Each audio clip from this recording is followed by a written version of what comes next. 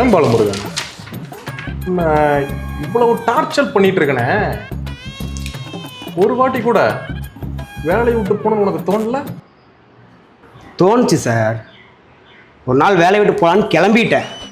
என்ன பண்ணி தொலைகிறது? சேலரி வாங்கினோடனே personal loan, home loan, car loan, அந்த லோனு இந்த லோன் வாங்கி தொலைச்சிட்டேன். Commitment sir.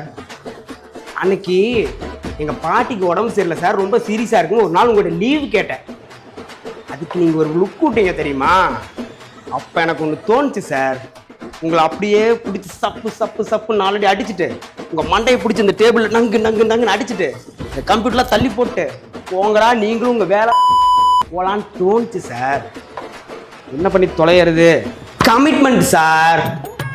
ஆனால் இதையெல்லாம் உங்ககிட்ட சொல்ல முடியாதுல்ல சார்.